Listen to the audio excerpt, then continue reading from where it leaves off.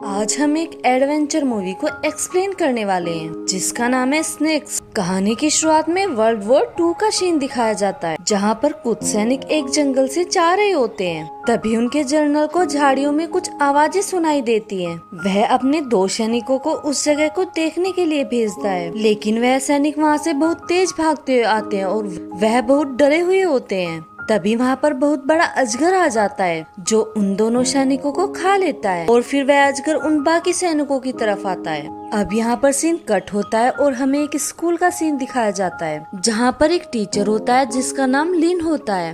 वह बच्चों को स्नेक के बारे में बता रहा होता है। वह बच्चों को बताता है कि आज से बहुत साल पहले बहुत बड़े बड़े अजगर हुआ करते थे। वह फिर एक सांप को उठाता है और उस सांप को एक चूहा खिला देता है जिससे वहाँ पर सभी बच्चे डर जाते हैं और वह रोने लगते हैं। तभी उस टीचर को उस कॉलेज से बाहर निकाल दिया जाता है क्योंकि ऐसे प्रैक्टिकल कॉलेज में अलाउ नहीं होते हैं।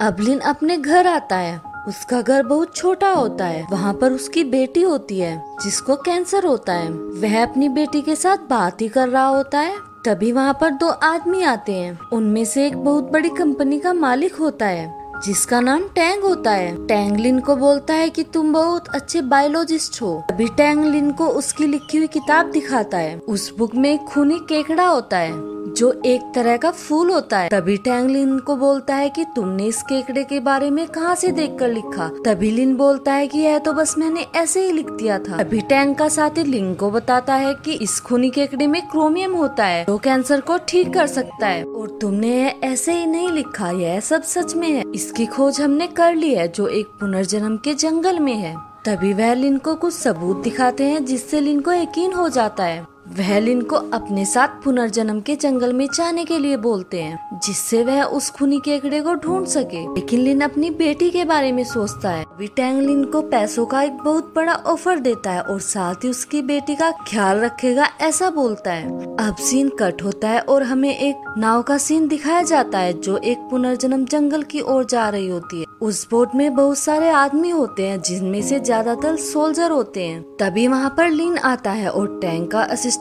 उसकी मुलाकात सभी लोगों से कराता है। तभी लिन को पता चलता है कि टैंग बीमार है, उसको कैंसर है और वह अपना इलाज कराने के लिए ही जंगल जा रहा है। तभी लिन की मुलाकात एक डॉक्टर से होती है जिसका नाम रो होता है। लिन उससे थोड़ी बातचीत करता है। तभी वह देखते हैं कि आगे बहुत सारा कोहरा छाया हुआ है। वहाँ पर एक आदमी एक चाकू से एक लकड़ी को रगड़ रहा होता है लेकिन उसका हाथ कट जाता है जिससे उसका बहुत खून बहता है। तभी वहाँ पर एक मछली आती है जो उस आदमी से टकरा जाती है। वह एक उड़ने वाली पिराना मछली होती है जो आदमी का मांस खाती है। तभी बहुत सारी पिराना मछलियाँ उस बोट पर अटैक कर देती हैं जिससे बोट पर कुछ आदमी मारे जाते हैं। लेकिन सोल्जर उन मछलियों पर गोलियां चलाते हैं और उन्हें वहां से भगाने की कोशिश करते हैं। अब कैप्टन बोट को बहुत तेज चलाता है जिनसे उनका पीछा मछलियों से छूट जाता है। बहुत तेज चलने के कारण शिप गर्म हो जाता है जिससे कैप्टन उसे एक जगह पर रोक देता है। तभी कैप्टन टैंग को बताता है कि हमें यहाँ पर रुककर बोट को ठीक करना होगा। टैंग लिन और उसके साथी उस जंगल में रहने का वहीं पर डिसाइड करते हैं और कैप्टन और उसके साथी उस जहाज को ठीक करने लगते हैं। टैंक के पास फैटी आता है जो एक जियोलिस्ट होता है।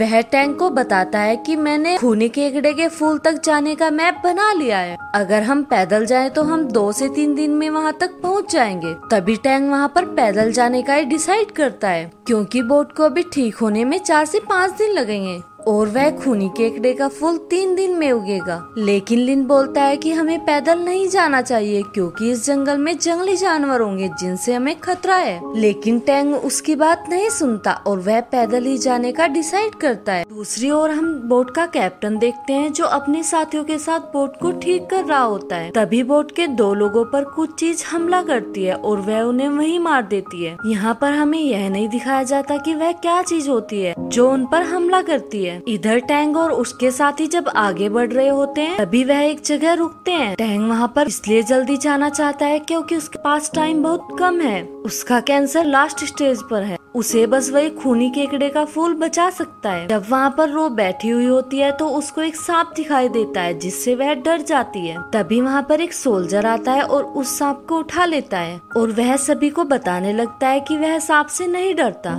लेकिन तभी सब लोग डर जाते हैं और वह उस सोल्जर की ओर देखने लगते हैं और उसकी ओर गन तान देते हैं। सोल्जर को कुछ समझ नहीं आता। जब वह पीछे देखता है तो देखता है कि उसके पीछे एक बहुत बड़ा अजगर होता है। तभी वह अजगर उस सोल्जर को खा लेता है और बाकी आदमियों पर भी हमला कर देता है। जब स्नेक और उन सभी लोगों की फाइट हो रही होती है तो सोल्जर उस पर गोलियां चलाते हैं, लेकिन वह बहुत से लोगों को मार चुका होता है। अब अजगर रो के सामने आ जाता है और वह उस पर अटैक करने लगता है, लेकिन तभी वहाँ पर लिन आ जाता है और वह रो को बचा लेता है। तभी वहाँ पर सोल्जर का कैप्टन आकर अजगर को बम से मार देता है। तभी वह देखते हैं कि वहाँ पर उस अजगर के अंडे होते हैं। तभी लिन बोलता है कि यह अजगर अपने अंडों की रक्षा करने के लिए हम पर हमला कर रहा था। सोल्जर उन अंडों को फोड़ देते हैं और आगे बढ़ने लगते हैं। कुछ दूर चलने के बाद टैंग और उसके साथियों को पेड़ों में हलचल होती दिखाई देती है।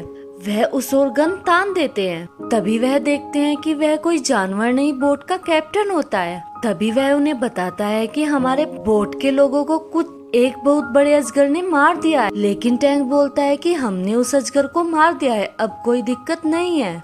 और वह फिर से आगे बढ़ने लगते हैं। कुछ दूर चलने के बाद उनके कुछ आदमियों को कुछ चीज खींचना शुरू कर देती है। तभी लिन बताता है कि यह नरभक्षी पेड़ है जो आदमियों को खाते हैं। तभी टैंग और उसके साथी उन पेड़ों की जड़ों को काट काट कर उनसे फाइट करते हैं, लेकिन इस फाइट में बोट के कैप्टन की जान चली जाती है, जिससे वह सभी लोग डर जाते हैं। तभी लिन बोलता है कि हमें आगे नहीं जाना चाहिए, लेकिन टैन उन्हें डराकर फिर से आगे चलने के लिए बोलता है। जब वह आगे जाते हैं तो उन्हें एक फल दिखाई देता है जो पकने के बाद बम की तरह फूटता है। तभी लिन को वहाँ पर एक बड़े सांप की केंचुली मिलती है। वह बोलता है कि हमें इस रास्ते से नहीं जाना चाहिए, हमें दूसरे रास्ते से जाना चाहिए। तभी वह दूसरे रास्ते से जाने लगते हैं। वह सभी जाकर एक पहाड़ के सामने रुक जाते हैं। तभी वहाँ पर फैटी आता है और वह टैंक को बताता है कि जो खूनी केकड़े का फूल है वह इस पहाड़ के दूसरी ओर है। तभी वह सभी लोग उस जगह चले जाते हैं जहाँ पर वह फूल होता है और उन्हें वहाँ पर वह फूल दिखाई देता है, जिसे देखकर टैंक बहुत ज्यादा खुश हो जाता है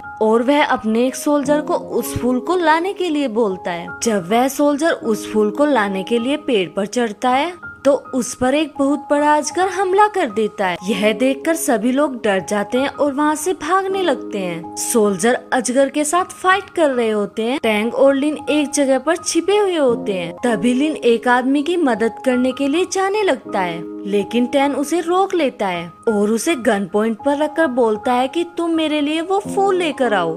लिन के पास कोई चारा नहीं होता, इसलिए वह फूल लेने के लिए चल देता है। जब वह फूल लेने के लिए पेड़ पर चढ़ता है तो वह बहुत ऊंचाई पर होता है और वह वहाँ से गिर जाता है, लेकिन उसने वह फूल तोड़ लिया होता है।